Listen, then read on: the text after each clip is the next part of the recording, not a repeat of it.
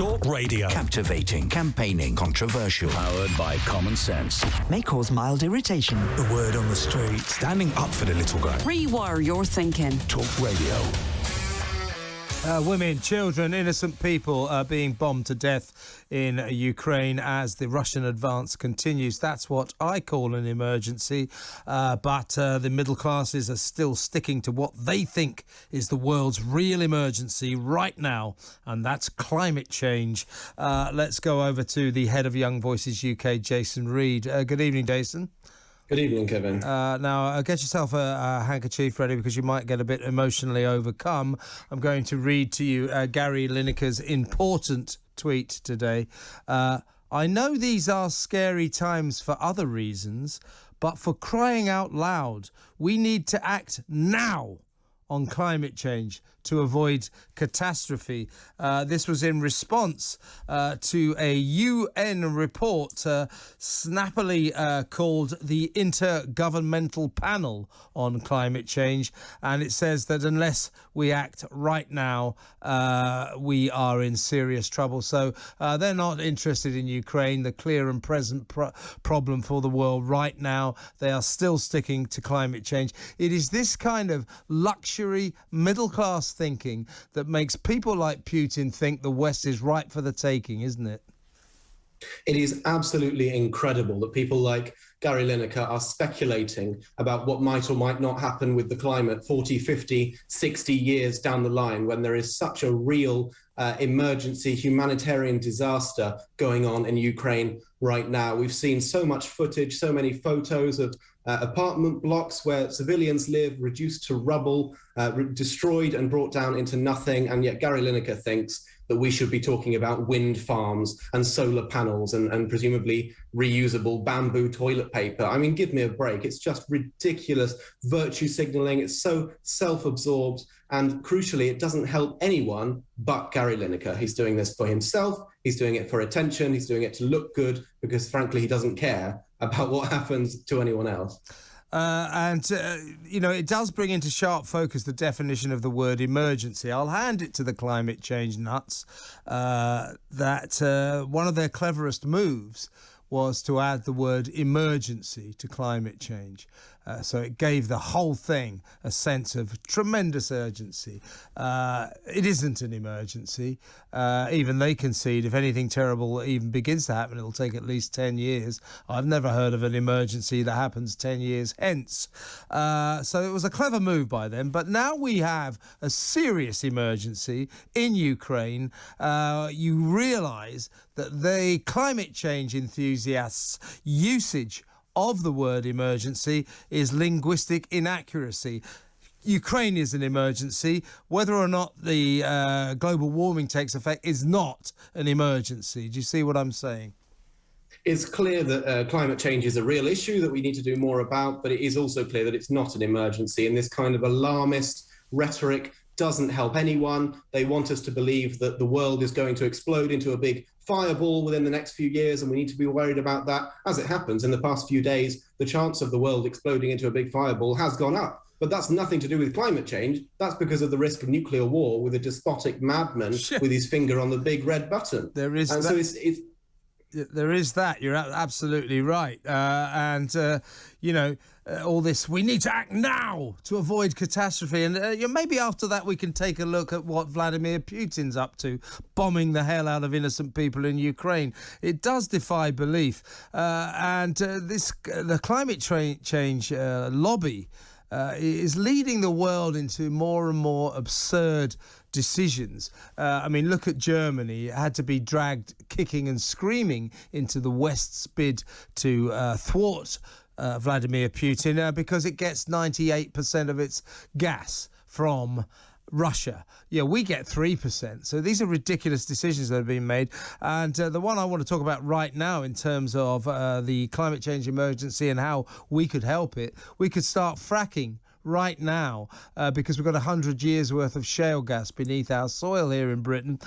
Instead, we've closed all the mines down, and rather than leave at least the possibility open for us to resume fracking at some point, hopefully in the not too distant future, as people's gas bills, energy bills soar into the thousands of pounds every year, instead of making at least the decision to keep them potentially open, they are under instructions from our brilliant government to fill in the mine shafts with concrete. What kind of insanity is that?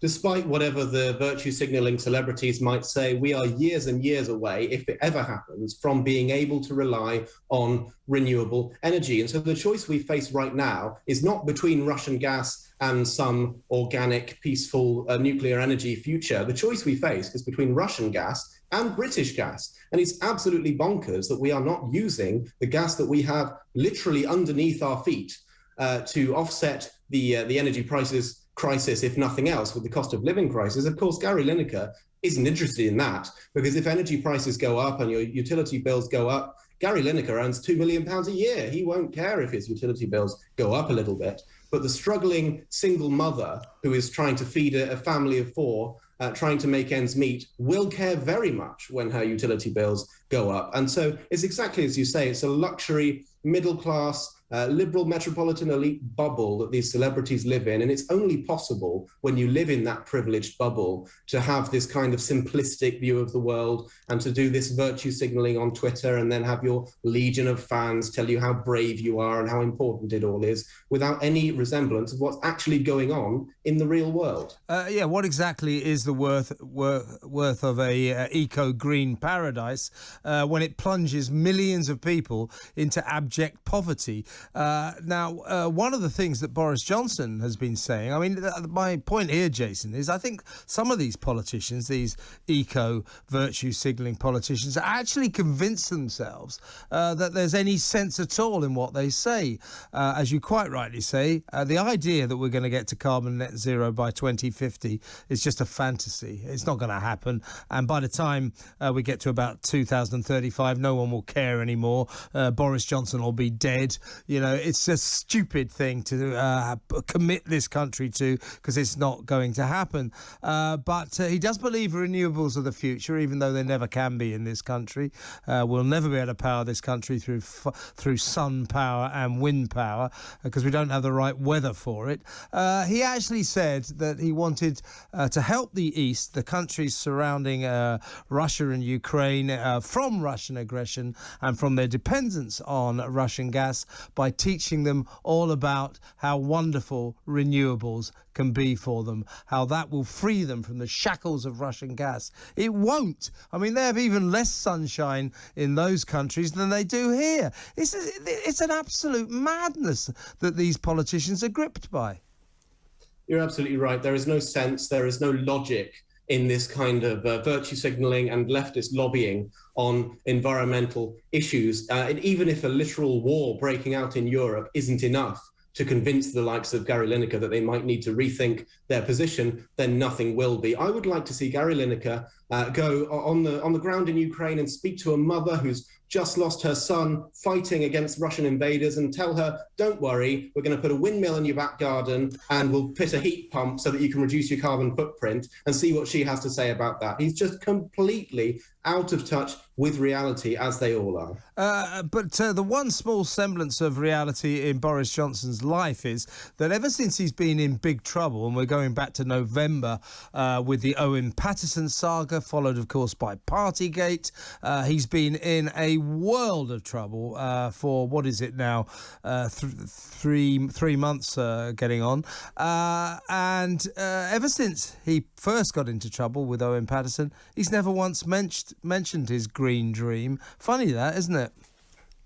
It is interesting, isn't it? It seems that Boris Johnson on some level does at least acknowledge the costs, or does acknowledge how wildly unpopular this kind of drive for a costly green agenda is, when it will, the costs of that will, of course, long outlive him. They will long outlive the Conservative Party at the rate he's going at the moment. But when it's convenient and when there is enough pressure from the Twitter celebrities and the woke lobby and so on. And when COP26 is happening, then suddenly he's all for the green talking points, and he's all for distracting from his own personal political problems, his own career, with the environmental issue that he can just point to and say, look at that, we need to tackle that big beast over there. But when things actually become real, and when it actually comes down to the existential crisis of his career, or it comes down to war in Ukraine, then suddenly he acknowledges that it's not as urgent as he was pretending it was. It's not as urgent as Gary Lineker is pretending it is, and there are much more real issues we need to be dealing with. To summarise, it's not an emergency, but do you think, Jason, and this is why I wanted to do this story,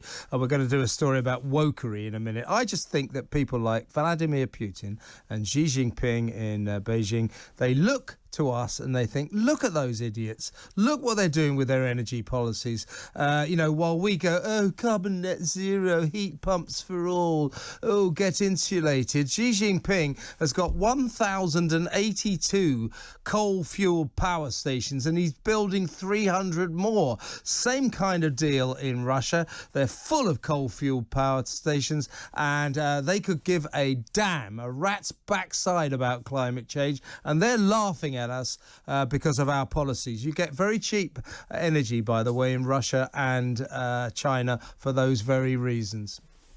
Exactly right. They are laughing at us. They think it's ridiculous. They didn't attend COP26. They haven't made net zero commitments, and they're much, much bigger polluters and emitters than we are. We had that huge scandal last year over one single coal plant in the northeast of England, and meanwhile, China is opening 1,000 new ones every 5 minutes, and it doesn't make the front pages of the newspapers, and nobody cares because it fuels their industry and it fuels their economy, makes them richer and more powerful. And meanwhile, we're fretting over plastic straws and issues that don't affect anyone and won't have any real impact on the world. Indulging in our national hobby of polishing our halos. It is ridiculous. Hopefully Ukraine will be a wake-up call, might knock us out of some of this insanity, this wokery, this climate change claptrap. It is absolutely crazy. Great to talk to you again, Jason.